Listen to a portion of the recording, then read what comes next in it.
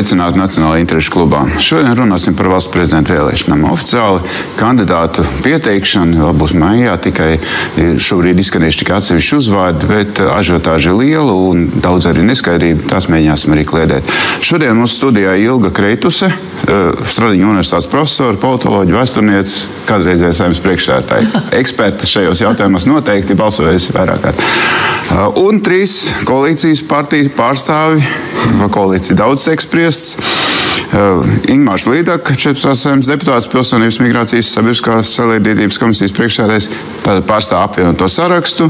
Jānis Patmalnieks, 14. Saeimas deputāts, ministrs prezidenta parlamentārais sekretārs, pārstāv Jauno vienotību.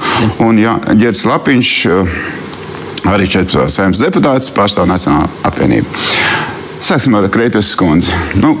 Šobrīd ir daudz matemātikas, daudz skaita, kurš kandidāts pa kuras partijas atbalstu varētu iegūt, un kuram ir lemts jau gandrīz, vai kuram nav lemts būt. Bet mēs atceramies no vēstures, ka parasti partijas izvirza katru savu kandidātu, un tad viņi lēnām atbilst, un tikai tad sākās kaut kāda koalīcija veidošana un faktiski balsu. Jā, te ir divas lietas, ko varbūt mēs mazliet nekorekti lietojam.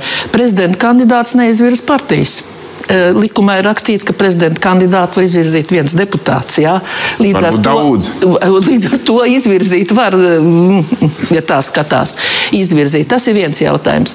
Otrs jautājums, ko nozīmē koalīcija? Arī šobrīd piesakot koalīciju, tā ir valdības koalīcija, kas šeit man kolēģi atrodas blakus, bet tā nav Saeimas koalīcija.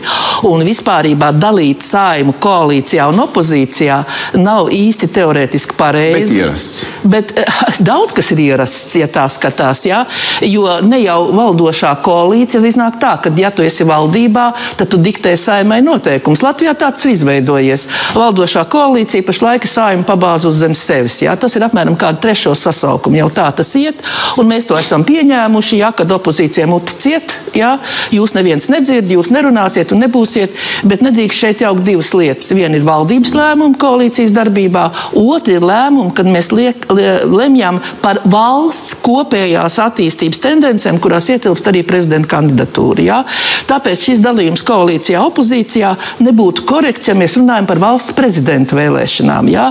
Un ja kāds saka, ka valdošā koalīcija ir tā, kas noteiks, ko ievēlēt, tad mēs šodien redzam, ka viens koalīcijas partneris jau ir tā kā atšķēlies. Es gan nezinu, varbūt nav atšķēlies, varbūt tie divi pievienosies tam vienam vēl. To mēs neko nevaram pateikt. Jā?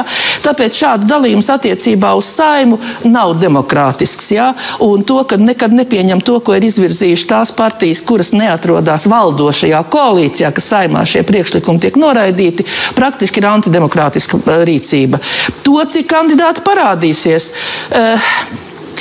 Redziet, te ir viena lieta, varbūt jūs runāsiet vēl atsevišķi, atklātais un slēgtais balsojums. Ja? Ja mēs skatāmies atkal no tādas politiskās nostādnes, tad pirmā opozīcija, kas ir bīstama pašām partijām, ir opozīcija partijas iekšienē. Šis atklātais balsojums partijas ir padarījis par monolīti konsolidētām, nedomājošām struktūrām, kuras pakļaujās partijas disciplīnai. Pamēģina nobalsot savādāk. Jūs zināt, mēs zinām nevienu Oskara Grīga pieredzi, jā, no Nacionālās apvienības puses, to no Tēvzemes brīvības puses, kurš tika izmests no partijas par to, ka nobalsoja ne tā, kā partija lika. Jā, tāpēc man ir duālas izjūtas attiecībā pret šo balsojumu, jo nevienmēr visiem deputātiem jābūt ir tik monolītiem, ka viņi nedrīkst izteikt savu viedokli. Tūlīt tās partijas pārstāvji iebildīs, viņi drīkst, viņi var, nevarat un nedrīkstat. Ja? Tas ir pierādījies. Viņiem arī vārdi, ja? Nē, tā kā šeit, saprotiet, šī situācija arī var mainīt to, un ja mēs šodien skaitam balsis, tad es nezinu, kur ir ņemts, kad Levitkungam ir 51 balss. Pīlēnkungam? Nē, Levitkungam. Pīlēnam 50. Es nezinu, no kurien šī matemātika, tāpēc droši vien tai nav vērts pievērst uzmanību.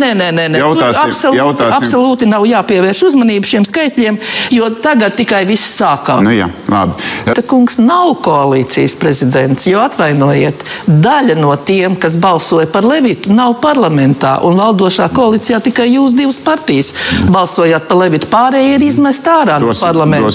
Tāpēc te ir šis jautājums, kas ir kas un kas ir koalīcija, kas balso par prezidentu, jo arī jūs tad pretendējat uz varu vismaz 6 gadus, jo Jo ieies taču nākamā parlamentā, tas, kur ievēlēs šī parlamentā.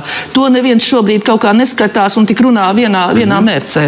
Smieklīgi tas izskatās. Šlesera kungs, viņš sāk no Saeimas tribīnes, viņš saka, mūsu kandidāts ir Vils Kristupāns. Var patikt Kristupāns, var nepatikt, viņš saka, mūsu kandidāts. Tad paiet viena diena, nē, mēs atbalstīsim Pīlēnu kungu. Tad vēl nākamā intervijā es lasu, nē, ja Pīlēna kungs tā kā uzmetīs savus vēlētājus, tad es balsošu par Kariņu. Ka Kariņš, ka viņš ir nogurs un tā tālāk. Tāda ārprātīga vētāšanās, piemēram, no Šlesera kunga. Viņš pats nominē savu kandidātu. Tas ir normāli, bet tas ir politiski. Jūs tieši tāpat mētājaties uz priekšu un atpakaļ. Mēs nemētājamies, mēs esam konsekventi teikuši par Levi kungu visu tikai jūs arī uzņematies visu atbildību. Tas mazliet par to opozīcijas, man liekas, ka Kreitus kundze mazliet to krējumu puļu, ka tur kaut kā nošķiet. Tā jau nav. Šobrīd ir kandidātu nominēšanas process. Mēs droši vien nevaram runāt kādas cits partijas. Nē, Kreitus kundze nejauc neko. Viņa citē ministru prezidentu Kariņa kungu. Jā, bet šis jautājums tiešām ir ļoti svarīgs. Kas notiek, ja par valsts prezidentu nobalso, tā teikt, nepareizie? Jautājums arī par viņa programmu. Kādu programmu šis te prezidents īstenos? Prezidents ir bruņoto spēku virspavēlnieks Latvijas Republikā. Kādu programmu bruņoto spēku virspavēlnieks realizēs ar partiju, kur, piemēram, balsojas pret valsts aizsardzības dienestu? Bet viņam nav ar partiju kopā nekas jārealizē.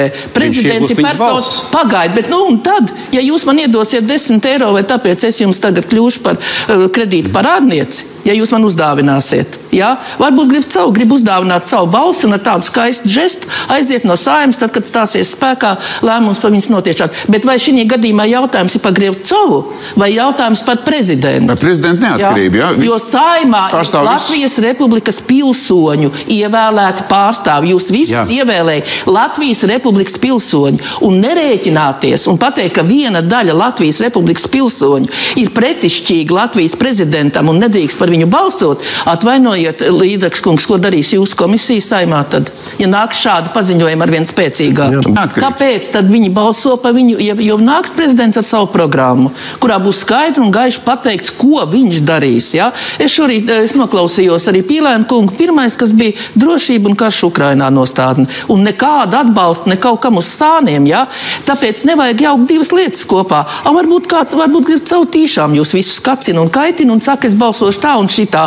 Un lai jūs te ņemtos un pērtos viens gar otru parlamentā, kuru balsi pieņemt, kuru nepieņemt. Jūs neesat nekad iedomājušies arī šādu momentu, ka varbūt tīšām tiek izteikti šādi priekšlikumi, lai to putru samaisītu vēl lielāku, lai jums ļautu savstarpēji padiskutēt un izteikties publiski un aizstāvēt vai neaizstāvēt. Jūs iedomājaties, pieņemsim Franciju, kur nomainās prezidents, bet premjers paliek tas pats, kas ir bijis pie iepriekšējā prezidenta.